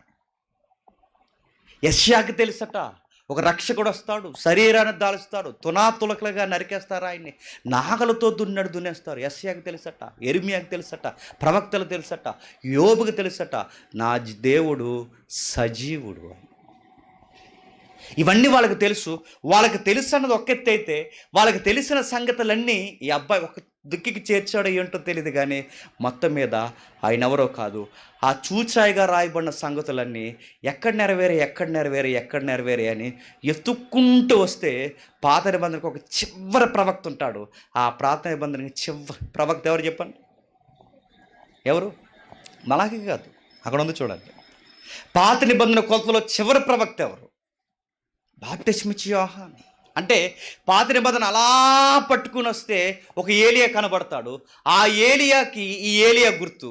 ఈ ఏలియా ఇక చివరి ప్రవక్త. ఎవరు ఈ ఏలియా అంటే తెలుసు మనకి, బాప్తిస్మిచ్చి యోహాను. అందుకే పాత నిబంధన చదివాడు కనుకే అపోల్లో స్టడీ అంతా ఎక్కడికి వచ్చాగింది? బాప్తిస్మిచ్చి యోహాను పరిచర్య దగ్గరికి వచ్చాగింది. ఆ పరిచర్య నేర్చుకున్నాడు కనుకే బాప్టిజం ఇచ్చి యోహాను గుర్తించాడు. బాప్టిజం ఇచ్చి యోహాను ఎవరికి పైలట్గా పనిచేశాడు? ఎవరికి? ఆ మరియమ్మకి పుట్టిన నజరుడైన యేసుకు పైలట్గా పనిచేశాడు. అంటే మొత్తం లేఖనాలన్నీ ఒకేసారి బ్రైట్గా వెలిగాయి. ప్రవక్త యొక్క బోధన తెలుసుకున్నాడు. ఆయన ఎవరో కాదు, నజరేతులో పుట్టిన యేసే లోక రక్షకుడు. మెసేజ్ అర్థమైపోయింది. బయలుదేరిపోయాడు. తీవ్రత వచ్చేసింది ఆ వయసులో ఉన్న అబ్బాయికి. ఇక ఉపదేశం పొందుకున్నాడు. తన ఆత్మయందు తీవ్రత పడి యోహాను బాప్తిజం మాత్రమే తెలుసుకునేవాడు. ఎందుకు? పాత నిబంధన మాత్రమే చదివాడు కనుక ఆయనకి ఏ బాప్టిజం తెలుసు? యోహాను బాప్టిజం మాత్రమే తెలుసుకున్నవాడే యేసుని గూర్చిన సంగతులు వివరముగా చెప్పి బోధించుతూ సమాజ మందిరంలో ధైర్యముగా మాట్లాడన ఆరంభించాడు. మెస్పరైజింగ్ వర్డ్ ఏంటో తెలుసా? ఆశ్చర్యంగా అద్భుతంగా అనిపించే పదం. సమాజ మందిరాల్లో రోజు బైబిల్ ఆడుకుంటుంది, కానీ ఎవరి దగ్గర బైబిల్ ఉండదు చెప్పండి? అబ్బుల దగ్గర బైబిల్ ఉండదు. బైబిల్ రోజు పట్టుకుని తిరిగి, బైబిల్ని రోజు పట్టుకుని తిరిగి ప్రజలకు రోజు బోధ చేస్తున్న వారు కూడా చెప్పండి, బైబిల్ ఎప్పుడో లైబ్రరీలో చదివినోడు వెళ్ళి బైబిల్ రోజు పట్టుకుని తిరుగుతున్న వాళ్ళకి బోధ చేశాడట. నా మాట అర్థమవుతుందా? రోజు బైబిల్ పట్టుకుని తిరుగుతున్న వారికి, పండితులకి సమాజ మందిరంలో ఎవరు ఉంటారండి? యాజకులు ఉంటారు, తోరాను బాగా చదివిన శాస్త్రులు ఉంటారు. వాళ్ళందరూ కూర్చుని ఉండగా వాళ్ళతో ఆర్గ్యుమెంట్కి దిగాడట. మీరు ఏ మెస్సయ్య కొరకు ఎదుగుతున్నారు? మెస్సయ్య ఎవరో కాదు, నేను చెప్తాను రండి. ఆయన ఎక్కడో కాదు పుట్టింది, మన మధ్య పుట్టాడు. ఆయన నజరేతులో పుట్టిన యేసే మెస్సయ్య. గట్టిగా ఆర్గ్యుమెంట్ చేశాడు. ఆయన సమాధానం చెప్పలేకపోయారు. ఆయన చెబుతున్న బోధకు ఆశ్చర్యపడిపోయారు. పరిసయ్యులు శాస్త్రులు నిశ్శబ్దమైపోయారు. విషదపరిచి ఇదిగో ఈ రెఫరెన్స్ అర్థం ఏంటి చెప్పండి అని అడిగాడు. ఇంకేం చెప్తారు? వాళ్ళ తలకే ఏం చెప్పలేకపోయారు. ఒకవేళ యెషయా గ్రంథంలో ఉన్నది మీరు ఇంకా జరగాల్సి ఉందంటే ఇదిగో ఈ కాలాన్ని బట్టి అడుగుతున్నాను, ఎవరు ఎక్కడ జరిగింది చెప్పండి అడుగుంటాడు. ఆ రోజు మోసే ఎదురు చూసిన ఆ ప్రవక్త ఎవరు చెప్పండి? ఆ రక్షణ కూర్చిన ప్రవచనం ఇదిగో ఈయన ఎందుకు జరగకపోతే ఇంకెక్కడ జరిగాయి చెప్పండి? ఈయన పస్కా పశువు కాదా? ఈయన పస్కా బలి కాదా? ఈయన రక్షకుడు కాదా? కన్యకి పుట్టింది ఈయన కాదా? ఇన్ని రుజువులు మాట్లాడింది ఈయన కాకపోతే ఎవరు? బాప్తిజం ఇచ్చి యోహాను ప్రవక్తను మీరు నమ్మారు, ఆయన రెఫరెన్స్గా చూపించింది ఈయన కాదా? విశుద్ధపరిచి తెరిచి ఇదిగో నా దగ్గర బైబిల్ లేదు, మీ దగ్గర ఉన్న బైబిల్ చూసుకోండి. పలానా రెఫరెన్స్లో పలానా మూలన, అప్పుడు రెఫరెన్స్ కూడా లేవు, పలానా యెషయా గారు పలానా లైన్లో ఇదిగో ఇలా అన్నాడు, కావాలంటే మీరు చదువుకోండి. అనలేదా? అన్నాడు అనలేదని అనలేరు వాళ్ళు. నోరు మూసుకున్నారు. ఇంత వాగ్దాడితో ప్రసంగాన్ని ఎర్రగొట్టి సమాజ మందిరాన్ని ఒక లైన్లోకి తీసుకొస్తుంటే ఈ అబ్బాయి ప్రసంగంలో కొన్ని తప్పులు ఉన్నాయని ఇద్దరు ప్రొఫెసర్స్ పట్టుకున్నారు. నా మాటలు అర్థమవుతున్నాయా? ఇంత జ్ఞాని, ఇంత ఫైర్ ఉన్నవాడు, ఇంత చక్కటి వాగ్దాట కలిగిన వాడు పరిసయ్యులు శాస్త్రుల నోరు మూయించేస్తున్నాడు. అసలు ఆయన బైబిల్ మాట్లాడితే ఇక ఎవ్వరు ఆయన ముందు మాట్లాడలేని అంత గొప్ప యంగ్ స్పీకర్ మాట్లాడుతుంటే ఇద్దరు సీనియర్స్ అంటే భార్యాభర్తలు ప్రొఫెసర్ స్టైల్లో ఉన్నారు. వాళ్ళిద్దరు ఆ ప్రసంగం విన్నారు. ఆ అబ్బాయి ప్రసంగంలో చిన్న లూఫోల్ దొరికింది. అది చిన్నదే కాదు, ఆత్మీయ జీవితానికి ప్రమాదం. పట్టుకున్నారు వాళ్ళ సీనియర్స్ ప్రొఫెసర్స్, వాళ్ళు భార్యాభర్తలు. వాళ్ళ పేరు అకుల, ప్రిస్కిల్లా. అంటే ఈ అబ్బాయికే బైబిల్ బాగా తెలుసు అనుకుంటే ఈ అబ్బాయి కన్నా ఈ భార్య భర్తలకు ఇంకా బాగా బైబిల్ బాగా తెలుసట. నేను అడుగుతున్నాను, వీళ్ళకి అంత బాగా ఎలా తెలుసు? వీళ్ళ గురువు గారు అలాంటి ఎవరు చెప్పండి? అకుల, ప్రిస్కిల్లా గురువు గారు ఎవరు? పౌలు గారికి శిష్యులుగా ఉన్నది లేదా ఆత్మీయంగా దగ్గరైపోయిన దంపతులు ఎవరు? అకుల, ప్రిస్కిల్లా ఎంత ఎత్తుకెదిగారు? వాళ్ళ ఇంటికాడ కొరింథీ సంఘాన్ని నడిపిస్తున్నారు. మీ ఇంటికాడ ఎలాగైతే సంఘం నడుస్తుందో అకుల, ప్రిస్కిల్లా ఇంటి దగ్గర కూడా ఏ సంఘం నడిచేదట? కొరింథీ సంఘం అకుల, ప్రిస్కిల్లా ఇంటికాడే జరిగేది. ఆ ఇంటి లేదా ఆ సంఘంలో నడుస్తున్న ఆ ఇంటి సంఘానికి వాళ్ళిద్దరే కాపురులు. వాళ్ళిద్దరు నడిపిస్తున్నారు. వాళ్ళకి బైబిల్ బాగా తెలుసు. పౌలు దగ్గర బైబిల్ నేర్చుకున్నారు. అందుకే ఆ అబ్బాయి చెబుతున్న మాటల్ని ఇట్టే పట్టుకున్నారు. నేను ఒక మాట్లాడుతున్నాను చెప్పండి. మనకు బైబిల్ బాగా తెలిసి మనకన్నా కొంచెం తక్కువగా అటు ఇటుగా మాట్లాడుతున్నాడు చెప్తుంటే మనం వింటామా? చెప్పండి, నిజంగా చెప్పండి, సిగ్గులేగానే చెప్పండి, వింటామా? 7 సేవలేరా అన్నట్టు పోతాం, వింటామా? నేను చాలా దిక్కులు గమనిస్తానండి. ఎవరైనా స్పీకర్స్ వచ్చి మాట్లాడుతుంటే అక్కడ ఉన్న సీనియర్స్ వినరండి. అదో రోగం, అది సీనియర్ రోగం. వినరు. నేను చాలామంది మీరు కావాలంటే చూడండి, ఆ బైబిల్ కూడా తీయరు. అంటే తీస్తే మళ్ళీ ఇతను ఆయనకన్నా సీనియర్ అనేసుకుంటారని చెప్పండి, బైబిల్ కూడా తీయరు. మాకు తెలుసులే అన్నట్టు లుక్ అన్నమాట. అదొక పోజ్ ఉంటుందండి చాలామంది దగ్గర. ఆ పోజ్ ఇవ్వలేదండి సీనియర్స్ అయినా కానీ. అబ్బాయి ప్రసంగం చెబుతున్నప్పుడు తప్పు చెబుతున్నాడు. మనమైతే ఏం చేస్తాం చెప్పనా? మనకు వాక్యం తెలిస్తే వెంటనే అక్కడి నుంచి లెగిసి వెళ్ళిపోతాం. బయటికి వెళ్ళి అంటాం, ఆ మెట్ల దగ్గర ఎక్కడ కింద అంట తప్పు చెప్తున్నాడండి, వేస్ట్, మళ్ళీ పిలవకండి ఆ జేమ్స్ని, తప్పు చెప్తున్నాడు, వేస్ట్, వెళ్ళిపోవండి. మామూలుగా అర్థమవడం చెప్తున్నాను అండి, తప్పు చెప్తున్నాడండి. అంతా బాగుంది కానీ బాప్టిజం కోసం ఏంటండి అలా? కరెక్ట్ కాదండి అంటాం మనం. దాన్ని సీనియారిటీ అనిపించుకోరండి, పొగర అనిపించుకుంటారు. సీనియారిటీ ఏంటి చెప్పనా? అరే కుర్రగాడికి ఎంత ఫైర్ ఉంది, ఇలాంటోడికి వీడికి సగం తెలిసిన సత్యంతోనే అందరు నోర్లు మూయించేస్తున్నాడంటే వీడికి ఫుల్గా సత్యం తెలిస్తే మొత్తం సిటీని ఊపుతాడు. ఎలాంటోడిని వదిలేకూడదు. ఎలాగైనా సరే కుర్రోడికి పూర్తిగా సత్యం నేర్పించాలి. అది సీనియారిటీ అంటే. ప్రసంగం అయ్యేంత వరకు ఓపిక కూర్చున్నారు. ఎక్కడ వికారంగా ముఖం పెట్టలేదు. చక్కగా ప్రసంగాన్ని విన్నారు. అబ్బాయి చెబుతున్న మెసేజ్ని అంతా ఆస్వాదించారు. చక్కగా విన్నారు. విన్న తర్వాత మై సన్, ఎందుకంటే కొడుకు వయసు ఉన్నవాడు, ఒక లవ్ ఫీస్ట్ పెట్టారో లేకపోతే ఎందుకు పిలిచారో తెలియదు కానీ కొంచెం నీతో మాట్లాడాలి, కొంచెం ప్రేమగా మాట్లాడుకుందాం, వస్తావా అన్నారు. ఈయన గౌరవించాడు. వెళ్ళారు. బ్రదర్ లేదా కుమారుడా, నీకు కొన్ని సంగతులు చెప్పాలి. పాత నిబంధన నువ్వు మాట్లాడినట్టు ఎవరు మాట్లాడలేకపోతున్నారు. అసలు బాప్టిజం ఇచ్చి యోహాను మెసేజ్ నువ్వు చెబుతుంటే మరలా యోహాను వచ్చి చెబుతున్నట్టు ఉంది. బహుశా ఇలా పొగుడుంటారు. అసలు నీవు చెబుతుంటే ఎవడో శాస్త్ర పరిచయం కూడా ఎవడో నోరెత్తలేదు. ఎంత బాగా చెప్తున్నావు, కానీ చిన్నది కుమారుడా, చిన్నది, అంత బాగా చెప్తున్నావు. బాప్టిజం విషయంలో కొంచెం నువ్వు సరి చేసుకోవాలన్నారు.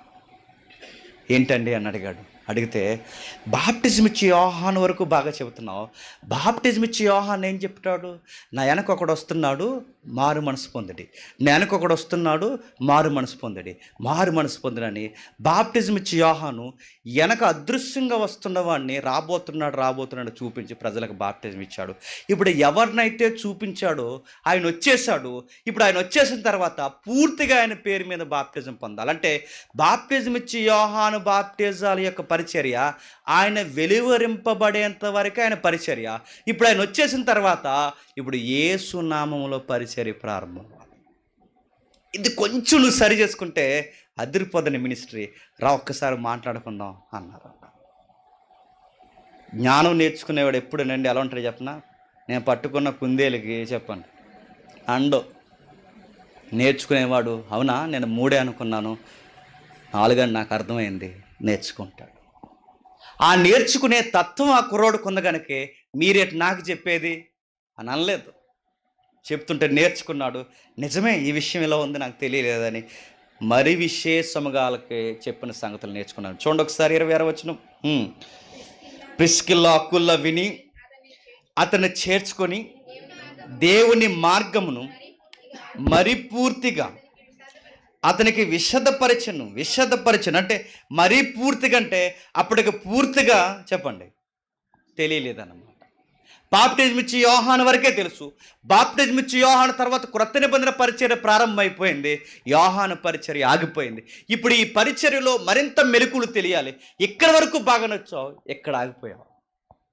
ఎప్పుడైతే చెప్పాడో మరీ పూర్తిగా విషదపరిచారు, నేర్చుకున్నారు. తర్వాత అతడు అక్కయ్యకు పోదలిచినప్పుడు అతను చేర్చుకోవాలని సహోదరులకు ప్రోత్సాహపరచుచు అక్కడ శిష్యులకు రాసిరి.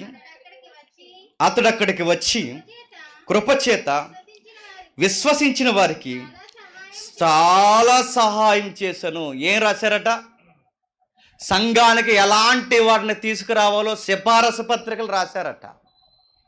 సంఘానికి ఎలాంటి వారిని తీసుకురావాలి, ఇదిగో ఈ అబ్బాయి వలన సంఘానికి నష్టం లేదు, తీసుకురండి, పర్లేదు. అది సంఘం ఏం గుర్తించాలి చెప్పనా? అసలు ఈయన బోధలేంటి, ఈయన సిద్ధాంతాలు ఏంటి, ఎలా ఉంటాడు, ఈ సిద్ధాంతాలు బైబిల్ అనుసారంగా ఉన్నాయా లేకపోతే ఎక్కడైనా గండి కొడుతున్నాయి, రావచ్చా రాకూడదా, పర్లేదు ఈ అబ్బాయిని చేర్చుకొచ్చని ఆ రోజు ఒక లెటర్ పంపించి చేర్చుకున్నారట. ఈరోజు యూట్యూబ్లో ఈయన ఫేమస్ అంట కదా, తీసుకురండి అన్నారట. యూట్యూబ్లో ఫేమస్ అయితే తీసుకొచ్చేస్తారా అని అడుగుతున్నాను నేను. ఆడా మగ కాకుండా ఏదో సాక్ష్యం ఉందంట కదా, తీసుకొచ్చేయండి అన్నారు. నా మాటలు అర్థమవుతున్నాయా? నేను అడుగుతున్నా, అతని సిద్ధాంతాలు ఏంటి, ఆయన ఏ స్టాండింగ్లు ఉంటాడు, ఆయన బాప్టిజాల గురించి బోధ ఏంటి, ఇవేమీ లేవండి, తీసుకొచ్చేయండి అంటున్నా. అకుల్లో పిసుకల్ని ఎంత జాగ్రత్త తీసుకుంటున్నారు చూడండి. బ్రదర్ ఆ పైకి వెళుతున్నావుగా, నేను వెంటనే చేర్చుకుని, ఎందుకంటే ఆ సంఘాల గురించి మాకు తెలుసు, నువ్వు కొత్తగా వచ్చావని, ఫైర్లో ఉన్నావని, వచ్చావురా నీకు వెంటనే పులిపెట్టెవరు. వాళ్ళు ఏం చేస్తారంటే అసలు నీ బోధలు ఏంటి ముందు అడుగుతారు, నేను చాలా డౌట్ చేస్తారు, క్వశ్చన్ చేస్తారు. అంత డౌట్ చేసి క్వశ్చన్ చేసి నీ టైం వేస్ట్ చేయకముందే మేము సిఫారసు పత్రిక రాసిన ఈ పత్రికకి నిన్ను ఇంకెవరు ఏమీ అడగరు.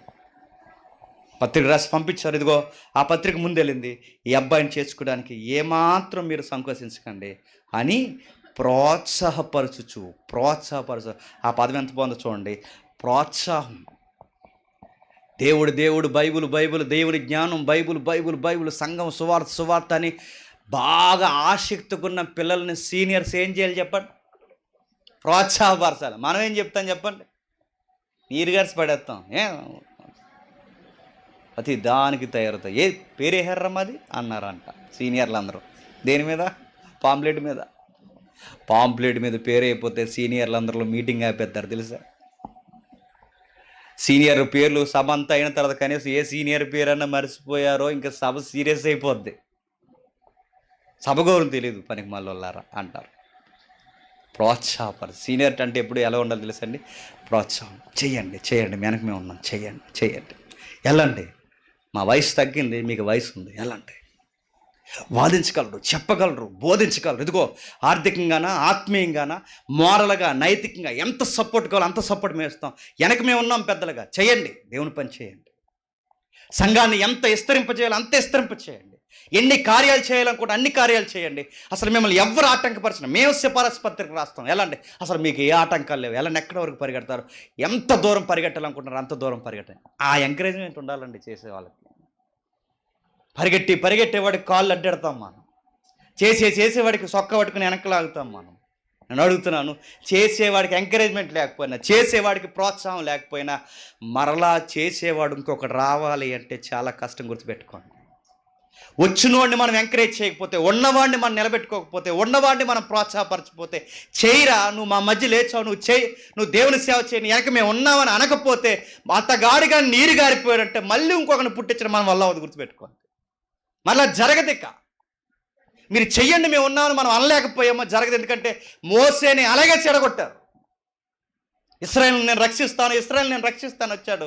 ఇశ్రాయేలుని రక్షిస్తాను వస్తే మోసేని ఏమన్నారు? నువ్వు మాకు ఒక రక్షకుడివి, నువ్వు ఒక నాయకుడివి, నువ్వు చెప్పినట్టు నడవాలి, నువ్వు కూర్చోమని అక్కడ కూర్చోవాలి, నువ్వు చెప్పినట్టు మేము చేయాలా, పో నీ మీద మర్డర్ కేసులో నాదరపో అన్నారు. ఎవరిని?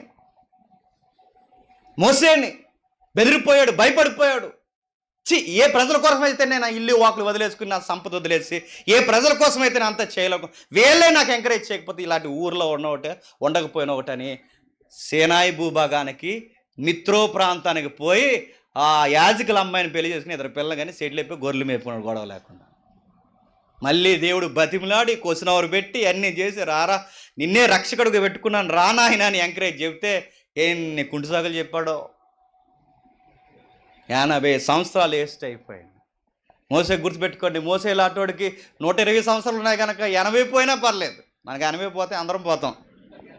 ఎవడు ఉంటే ఇంక సెట్ కింద ఉంటారా? మనకి 80 పోయిన ఉంటామా చెప్పండి? అందుకేనండి ఎవరైనా ఆత్మీయంగా ఫైర్లో ఉంటే ఎంకరేజ్ చేయండి అని చెప్తున్నాను. కొన్ని లోపాలు ఉంటే సరి చేయండి. బాగా దేవుడి కోసం పిచ్చుకుంటే మేము ఉన్నాం, ఆదరించండి, ప్రోత్సాహపరిచాడు. చక్కగా చెప్పాడు. ఇదిగో అకుల్ల పిస్కుల్లా అతన్ని చేర్చుకునే దేవుని మార్గం గురించి పూర్తిగా విశదపరిచి తర్వాత అక్కయ్యకు పోదలిసినప్పుడు అతన్ని చేర్చుకోవాలని సహోదరులకు ప్రోత్సాహపరచు అక్కడ శిష్యులకు రాసిరి. అక్కడికి వచ్చి కృపతో విశ్వసించిన వారికి చాలా సంగతులు సహాయం చేశాను. యేసే క్రీస్తుని లేఖనముల ద్వారా దుష్టాంతపరిచి యూదుల వాదమును బహిరంగముగా గట్టిగా ఖండించుచూ వచ్చిన యూదుల్ని గడగడలాడించాడు. రెఫరెన్స్ చూసి మీరు ఏ పాత నిబంధన అయితే చదువుతున్నారో ఆ పాత నిబంధన తీసుకురండి, నేను చెబుతాను అసలు రక్షకుడు అంటే ఎవరు. వాదన పెట్టుకున్నాడు, బహిరంగ డిబేట్ చేశారు, చర్చా వేదిక పెట్టాడు. ఒక్కడు కాదు, రెండు కాదు. మీ ఒక్క పొరపాటు వలన యూద సమాజాన్ని పాడు చేస్తున్నారు, యూదులకి రక్షణ లేకుండా చేస్తున్నారు. నా ఆవేదన అర్థం చేసుకుంటే అని లేఖనాలు తెచ్చి ముందు తలకాయలను గడిగేస్తే అందరూ సెట్ అయిపోతారు అనుకుని ముందు తలకాయలను అందరితో ఆర్గ్యుమెంట్ పెట్టుకున్నాడు. రండి మీతో వాదన పెట్టుకుంటున్నాను. ఈ వాదన అంతా పెట్టి గట్టిగా బహిరంగంగా ఖండించుతూ వచ్చాడు. అందరూ ఆశ్చర్యపోయారు. మరలా ఆయనకి సమాధానం చెప్పినట్టు బైబిల్లో లేదు. ఎక్కడో బాగా వినండి, ముగించేస్తున్నాను. ఎక్కడో అలెగ్జాండర్లో పుట్టాడు, ఎక్కడో బైబిల్ చదువుకున్నాడు, ఆ బైబిల్ని హృదయంలో దాసేసుకున్నాడు. ఆ దాసేసుకున్నోడు ఊరు తిరుగుతూ వచ్చాడు, ఎపిఎస్సికి వచ్చాడు, ఒక మెసేజ్ చెప్తున్నాడు. అక్కడ ఆత్మీయ తల్లిదండ్రులు ఇద్దరు పరిచయం అయ్యారు, ఇంకా జ్ఞానం పెంచారు. అక్కడి నుంచి వచ్చాడు, ఇంకా జ్ఞానం చెప్తున్నాడు. ఇలా చెప్పుకుంటూ వెళ్ళిపోతుంటే సరిగ్గా ఆ పై ప్రాంతాల నుంచి అపోలో వస్తుంటే కింది ప్రాంతాల నుంచి గురువు గారు వస్తున్నారు. ఎవరు చెప్పండి? పౌలు గారు. సరిగ్గా ఒకే టైం లైన్లో ఆయన అటు ఈయన ఇటు తారసపడ్డారట. పౌలు గారు అడిగారు కొరింథీ పట్టణానికి వచ్చి, మీరు పరిశుద్ధాత్మను పొందితరా అన్నాడు. అంటే వాళ్ళు అన్నారట, పరిశుద్ధాత్ముడు అంటే ఏంటి అన్నారంట. ఈరోజు వ్యవహారంలాగా ఉంది. ఈరోజు సమాజానికి పరిశుద్ధాత్ముడు అంటే తెలుసా? పరిశుద్ధాత్ముడు అంటే అరటిపళ్ళు అనుకుంటున్నారు. పరిశుద్ధాత్ముడు అంటే చెప్పండి, యాపిల్ని 7 సార్లు కొరకమంటున్నారు. పరిశుద్ధాత్మ అరటిపండులో ఉండడం నాకు పిచ్చెక్కిపోతుందండి ఆ మెసేజ్ చూస్తుంటే. ఒక ఆయన అంటున్నాడు, అరటిపళ్ళు గంపెలా పెట్టి పరిశుద్ధాత్ముడు ఇదిగో మీకు పిల్లల్ని ఇస్తాడు, పీసీఓడి పోవును గాక తినండి అంటున్నాడు. పీసీఓడి పోద్దంటే తింటే థైరాయిడ్ తగ్గిపోవును గాక. పరిశుద్ధాత్ముని గురించి ఈరోజు బేసిక్స్ తెలియని వాళ్ళు ఈరోజు బాహటంగా ఆయన అవమానిస్తున్నారు. అందుకే అడగాల్సిన ప్రశ్న అడిగాడు. మీ వాళ్ళకు మీ వ్యవహారం, మీ యొక్క తత్వం, మీ భక్తి చూస్తుంటే డౌట్ వస్తుంది, అసలు పరిశుద్ధాత్ముడు తెలుసా మీకు అన్నాడట. యథార్థంగా అన్నారు, సార్ తెలియదు సార్ అన్నారు. మరి అలా అయితే మీరు బాప్టిజం ఎలా తీసుకున్నారు అంటే వాళ్ళు అన్నారు, యోహాను బాప్టిజాలు ఆ ఏరియాలో ఎవరు చెప్పారు? అపోల్లో చెప్పాడు. అంటే పౌలు గారు రాకముందు ఆ ఏరియాకి ఎవరు వచ్చారు? అపోల్లో వచ్చారు. అంటే అపోల్లో ఎక్కడి వరకు చెప్పి వెళ్ళిపోయాడు? బాప్టిజం ఇచ్చి యోహాను వరకు చెప్పి వెళ్ళిపోయాడు. మరి ఈ ఏరియాకి రాలేదు ఆయన, ఆ ప్రాంతాలకు కొంత వెళ్ళిపోయాడు. మరి అక్కడతో ఆగిపోయారు. వీళ్ళకి పరిశుద్ధాత్మ అంటే ఎందుకు తెలియలేదంటే యోహాను బాప్టిజంలో యేసున్నాడు కానీ ఎవరు లేరు చెప్పండి పరిశుద్ధాత్మ తెలియదు సార్ అన్నారు. అరే ఇలా రండి అని పౌలు గారు మొత్తం విషయాలు మాట్లాడారు. అసలు పరిశుద్ధాత్మ అంటే మీకు తెలియాలి, రండి అని మరలా బాప్టిజం ఇచ్చాడు. ఈరోజు అడుగుతున్నాను, మరలా బాప్టిజం ఇవ్వకపోతే ఏమైపోతారండి? ఇంత వాక్యం నేర్చుకుని, ఇన్ని సిద్ధాంతాలు నేర్చుకుని, రక్షణ సిద్ధాంతంలో వాళ్ళకి లోపం ఉండేసరికి వీళ్ళు ఏమైపోతారు చెప్పండి? జరగాల్సిన నష్టం జరిగిపోతారు. సిద్ధాంతాల విషయంలో వాళ్ళు ఎంత ప్రమాదం ఎదుర్కోవాల్సి వచ్చిందో చూడండి. జరగాల్సిన నష్టం. వాళ్ళకి బాప్టిజం అర్థవంతంగా లేదు. ఈరోజు బాప్టిజాలు కూడా అర్థవంతంగా లేవు. ఉన్నాయా? మీరు ఎందుకు బాప్టిజం తీసుకున్నారంటే శ్మశానం దొడ్లో స్థలమే ఉన్నారండి అన్నారు. దొడ్లో స్థలం కోసం తీసుకున్నారంట. శ్మశానంలో స్థలం లేదని, పెళ్లి చేయనన్నారని, పాస్ అవర్ అన్నారని, ఈరోజు బాప్టిజాలు అవి నడుపుతున్నాను. ఇలాంటి బాప్టిజాలకి పరిశుద్ధాత్ముడు వస్తాడా? అసలు తెలిసి వీళ్ళకి పరిశుద్ధాత్ముడు ఉందండి? అసలు పరిశుద్ధాత్ముడు అనే ఆయన ఒక వరముగా ఇవ్వబడతాడు తెలుసు? అవేమీ లేవు. బాప్టిజం మాత్రం తీసుకున్నారు. సిద్ధాంతాలు తేడా వచ్చి పౌలు గారు మరలా సరిచేసి బాప్టిజాలు ఇచ్చాడు. ఈ మాట ఒక అడుగు ముందుకేసి నేను అడుగుతున్నాను. పౌలు గారు వెళ్ళిపోయారు కాబట్టి సరిపోయిందండి. పౌలు గారు వెళ్ళకపోతే ఇక్కడ ఒక టీం రెడీ అయింది. ఆ టీం ఎంతమందో తెలుసా? 12 మంది. ఎంతమంది? 12 మంది. ఎక్కడుందా వచనం? 7వ వచనంలో చూడండి. వారు ఇంచుమించు 12 పురుషులు. ఎంతమంది? ఇంచుమించు 12 పురుషులు. అంటే ఇలాంటి టీంని తయారు చేసింది ఎవరు చెప్పండి?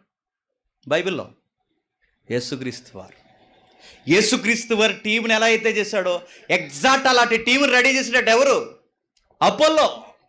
అంటే మామూలు కుర్రాడు కాదు ఈ కుర్రాడు. యేసుక్రీస్తు వారికి టీం ఎలా ఉందో అలాంటి టీం ఈ అబ్బాయికి కూడా ఉంది.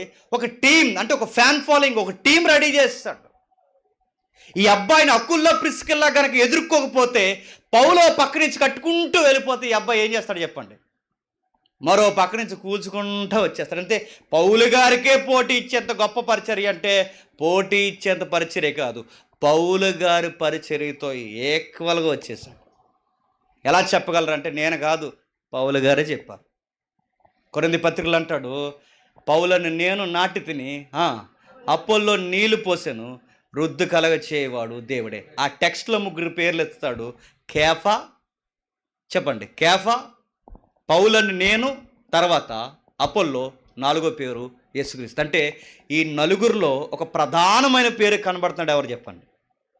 అపోల్లో. ఒక కుర్రోడు అపోస్తులకి పోటీ ఇచ్చేంత పరిచర్య చేశాడండి. చూడండి ఎలా చదివాడండి ఈ అబ్బాయి బైబిల్ అంటే హృదయంలో రాసుకొని ఇలా చదివాడు. సరి చేశాడు కాబట్టి సరిపోయింది. సరి చేయకపోతే, అకుల్లో ప్రిస్కిల్లా లాంటి సీనియర్స్ దొరక్కపోతే, పౌలో పక్క నుంచి కట్టుకుంటూ వెళ్ళిపోతే మరి వెనకాల నుంచి కూలగొట్టుకుంటూ వచ్చేస్తారు. ఎందుకంటే మామూలుడు ఏం కాదు, ఎక్కడెక్కడ టీం లీడ్ అవుతున్నాడు. ఎక్కడికెక్కడే 12 మంది టీం తయారు చేస్తున్నాడు. ఎక్కడెక్కడ కట్టుకుంటే. అందుకే అపోల్లోకి ఫ్యాన్స్ ఉన్నారట, పౌలుకి ఫ్యాన్స్ ఉన్నారట, ప్రభువుకు ఫ్యాన్స్ ఉన్నారట, కేఫాకు ఫ్యాన్స్ ఉన్నారట. వాళ్ళ 3కి ఫ్యాన్స్ ఉన్నారంటే ఆశ్చర్యం లేదు. కానీ ఈ అబ్బాయికి కూడా ఫ్యాన్స్ ఉన్నారంటే మామూలు స్పీకర్ కాదన్నమాట. సరి చేశాడు కాబట్టి సరిపోయింది. నేను ముగించేస్తున్నాను. ఈ అబ్బాయి ఇంత బాగా ఎదగడానికి కారణం, ఆ అబ్బాయి దగ్గర బైబిల్ లేదు, ఎక్కడో లైబ్రరీలో చదువుకున్నాడు. ఒక గ్రీకు పౌరుడు ఎక్కడో బైబిల్ చదువుకున్నాడు. ఈరోజు మన దగ్గర బైబిల్ ఉంది. ఇంట్లో 4 ఉంటే 4కి బైబిల్ ఉన్నాయి, 5 ఉంటే 5కి బైబిల్ ఉన్నాయి. కానీ 5గురిలో కనీసం ఒక్కరోజు కూడా చెప్పండి ఆకుండా బైబిల్ చదువుతారా? మన సంఘాలకు ఎందుకు ఉద్యమం రావదో తెలుసా? మన సంఘంలో సత్యంలో లోతైన వేరుండదు. ప్రసంగికుడే వారం అంతా కష్టపడి తలములకలు అయిపోయి ఇక్కడికి వచ్చి ప్రసంగం చెప్పాలి తప్ప ఏం చెప్పడం ఇంటికి వెళ్ళి కనీసం నోట్స్ కూడా తిరగాయం మనం. దొడబ్రహాద్ గారు చెప్పారులే, పర్లేదు చూసే చెప్తాడులే అన్ని అంటే ఎంత దేమో మనకి. జేమ్స్ పర్లేదు అన్ని కొత్త చదివి చెప్తాడులే, పర్లేదు ఎంత దేమో మనకి. సంఘం ఎప్పుడు ఎలా ఉండదు తెలుసా? అలాగున్నవో లేవో. ఈరోజు ఈ బుధవారం తరగతికి పౌలు గారే వచ్చి చెప్పిన అలాగున్నవో లేవో చూసుకోవాల్సిందంటే. ఇక్కడికి అపోస్తులు వచ్చి మాట్లాడిన అలాగున్నవో లేవో కరెక్టేనా? వీళ్ళు చెప్పినవి అలాగున్నవో లేవో. చెప్పే మా చేతుల్లో బైబిల్ పెట్టాడు, వినే మీ చేతుల్లో బైబిల్ పెట్టాడు. ఒక పాత నిబంధన చదువుకున్నవాడు ఎంత పరిచర్య చేస్తే మనకు పాత నిబంధన ఒక్కటే లేదండి మన చేతుల్లో. చెప్పండి, క్రొత్త నిబంధన, పాత నిబంధన. ఆ పాత నిబంధన, క్రొత్త నిబంధన ఒకటే లేదండి. మన కొరకు ప్రయాసపడి కష్టపడి వారమంతా చదువుకొని యథార్థంగా ఉపదేశం చేసే ఒక మంచి స్పీకర్స్ కూడా మన మధ్య ఉన్నారు. ఇన్ని ఉన్నా, ఇంత చక్కగా విశదీకరణ జరుగుతున్నా మనం ఏం చదవని చెప్పండి. బైబిల్ చదువు. ఈరోజు ఏదైనా కొత్తగా వచ్చిందంటే మన చెవులకు దురదగా అనిపిస్తుందంటే మనం ఏం చదువుతలేదు చెప్పండి? బైబిల్ చదువుతారు. మనం బైబిల్ చదివితే మన చుట్టూ ఉన్న వరకు వెలుగైపోతాం. ఎక్కడో గ్రీకుల్లో పుట్టినోడు ఆ సమాజానికి గొప్ప స్పీకర్ అయిపోయాడు. నేను ముగించేస్తున్నాను. ఆ రోజు అలెగ్జాండరు దేశం కోసం, ఊరు కోసం, జాతి కోసం చచ్చిపోవాలన్నాడు. ఆ రోజు హెర్క్యులస్ దేశం కోసం, ప్రజల కోసం చచ్చిపోవాలన్నారు. ట్రోయా, అదే త్రోయా, మీరు చరిత్ర ఇంటికి వెళ్ళిన చదవండి. అక్కడ పురుషులందరూ దేశం కోసం, పట్టణాల కోసం చచ్చిపోతారు. అలాంటి ఏరియాలో పుట్టిన కుర్రోడు చనిపోవాల్సిన దేశం కోసం, ఊర్ల కోసం కాదు, మన కొరకు దేవుడు ఒకరోజు ఇలలోకి వచ్చాడు, జీవించాడు, మరణించాడు, తిరిగి లేచాడు. ఆయన కొరకు మనం బ్రతకాలి. జీవిత సత్యం ఆయనలోనే ఉందని చనిపోతున్న వారిని దేవుని కోసం బతకాలని దేశాలని, పట్టణాలని దేవుని వైపు తిప్పారు. అలా తిప్పిన ఫైర్ ఫస్ట్ సెంచరీ నుంచి ఉంది కనుకే ఈరోజు ఈ దరిద్రపు ప్రదర్శనలు చేస్తున్న, బాయ్కాట్ చేస్తున్న ఒలింపిక్స్ 18వ శతాబ్దం వరకు ఆగిపోయాయి. మొదటి శతాబ్దం దాటి 3వ శతాబ్దం అడుగు పెడుతున్నప్పుడు ఒలింపిక్స్ అప్పుడు ఆగిపోయాయి. అప్పుడు ఆగిపోయిన ఒలింపిక్స్ మళ్ళీ ఇప్పుడు ప్రారంభమయ్యాయి. అంటే భక్తి తగ్గిందనాలా, పెరిగిందనాలి చెప్పండి? తగ్గింది.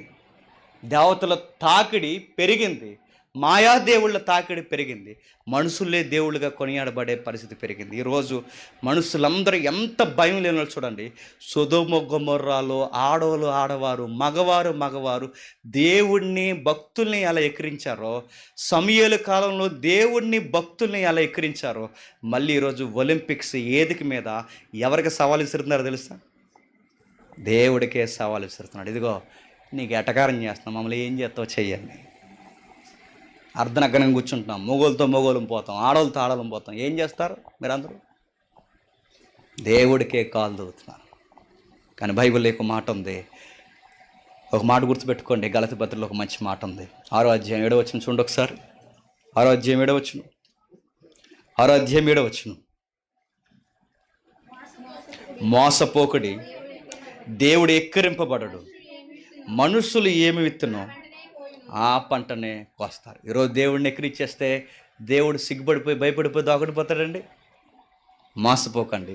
మీరు దేవుడిని ఎక్కిరిస్తున్నాం అనుకుంటున్నారు, కానీ మిమ్మల్ని మీరే ఒలింపిక్స్ వేదిక మీద మోసం చేసుకుంటున్నారు. ఈరోజు ఎల్జీబీటీని ఎత్తుతున్నారు, ఈరోజు గేస్ అనే సిద్ధాంతాన్ని ఎత్తుతున్నారు, ఈరోజు భయంకరమైన పురుష సంయోగిని, స్త్రీ సంయోగిని ప్రదర్శన కూర్చోబెట్టి ఎత్తుతున్నారు. ఇలాంటివన్నీ ఎత్తితే రేపొద్దున ప్యారిస్ టవర్, ఈఫిల్ టవర్ మీద కూడా ఎక్కి రేపొద్దున చేయకూడని పనులు చేస్తారు. ఏమిస్తారో చెప్పండి, అవే కోస్తారు. ఈరోజు ఒలింపిక్స్ని చాలామంది క్రైస్తవేత్తలు, ట్విట్టర్ అధినేత, ఆయన పేరు మాస్క్, ఈరోజు ఆయన నిజానికి ఆయన పుట్టుకతో క్రైస్తవుడు కాదు, నిజానికి ఆయన దేవుడిని అంత బలంగా నమ్మినవాడు కాదు. ఆయన ఒక బలమైన స్టేట్మెంట్ ఇచ్చాడు. ఏమన్నా తెలుసా? క్రైస్తవ్యం ప్రపంచ దేశాల్లో ఉన్నతమైన విలువలు కలిగినది. అలాంటి క్రైస్తవ మతాన్ని అవమానిస్తున్నందుకు ఈ రోజు నుంచి నేను ఒలింపిక్స్ చూడను అన్నాడు. అంతే, మొట్టమొదటి స్టేట్మెంట్ ఇచ్చాడు. ఈ రోజు నుంచి నేను ఒలింపిక్స్ చూడను, ఒలింపిక్స్ పథకాలు తెచ్చిన నేను సపోర్ట్ చేయను, ఇలాంటి క్రైస్తవాన్ని అవమానించే ఒలింపిక్స్ నాకు నచ్చలేదు, అధినేతలు, ఆ నిర్వాహక వ్యవస్థ నాకు నచ్చలేదు, బాయ్కాట్ అన్నాడు. అంతే. ఆయన మొదటి వచ్చాడు, అందరూ వచ్చారు. ఈరోజు పెట్టుబడులు పెట్టి వాళ్ళందరూ ఆగిపోయారు, క్రిస్టియన్స్ అందరూ తిరగబడ్డారు. మెజారిటీ వాళ్ళందరూ మాకు ఈ ఒలింపిక్స్ వద్దని పెట్టుబడులు, అడ్వర్టైజర్ మొత్తం తగ్గిపోయింది. ఈరోజు లబోదిబోని ప్యారిస్ అంతా కొట్టుకుంటున్నారు. తప్పు అయిపోయింది, మమ్మల్ని క్షమించండి. ఇంకా బాధాకరమైన విషయం ఏంటి చెప్పిన, ఆ వేదిక మీద మోసే కాలంలో బంగారు దోణం చేశారు, కానీ బంగారు దోణనే ఆ దోణను బట్టి డ్యాన్స్ చేశారండి. మళ్ళీ మొన్న శుక్రవారం మీరు ఇవన్నీ చూస్తుంటే ఆ ప్రకటన గ్రంథంలో రాసిన విషయాలు మీకు గుర్తు రావట్లేదు? దయ్యాలు నిలయమై దేవుడిని ఎక్కిరించే రోజులు వస్తాయి, అవి జరుగుట లోకులందరూ చూస్తారు.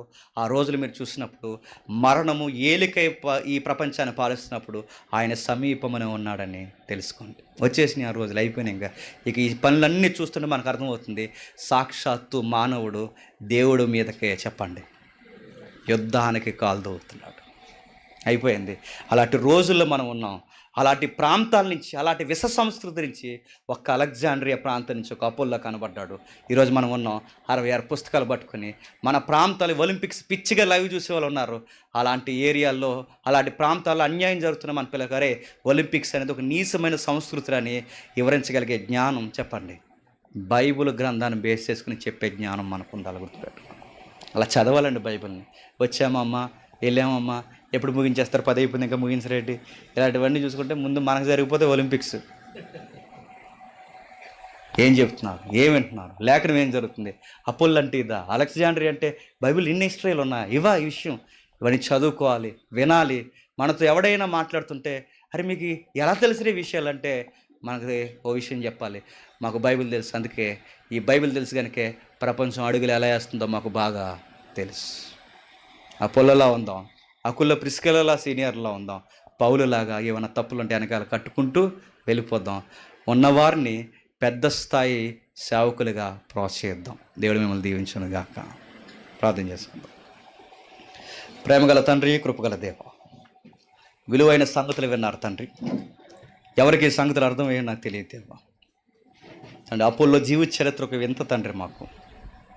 తండ్రి, మాలాగా ఆయనకు బైబిల్ లేదు, మాలాగా చెప్పేవారు లేరు, మాలాగా తండ్రి ఒక కాపర్ లేడు, మాలాగా రోజు చదువుకునేంత ఒక ప్రత్యేకమైన స్థలము బైబిల్ లేదు తండ్రి. ఎక్కడో లైబ్రరీకి వెళ్ళాడు, తర్జుమా చేయబడిన గ్రంథాన్ని చదువుకున్నాడు.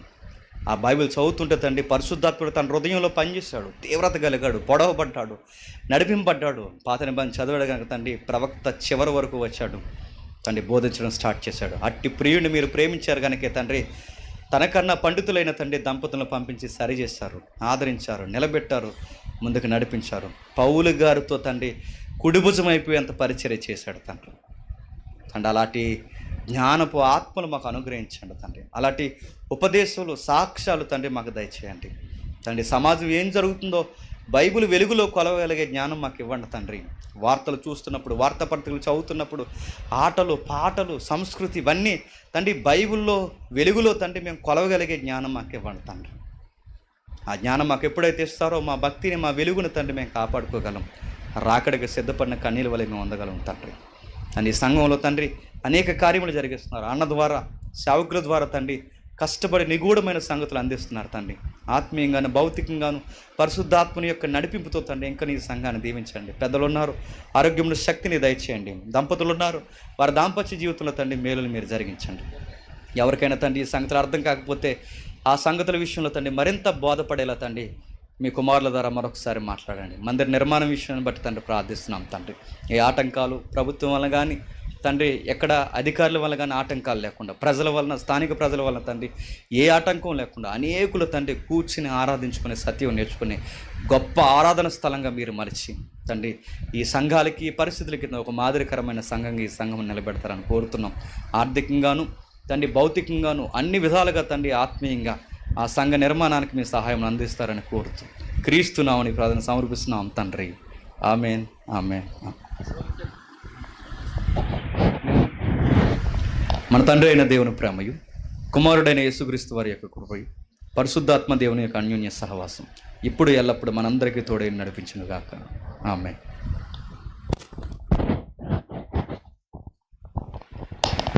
మంచిదండి.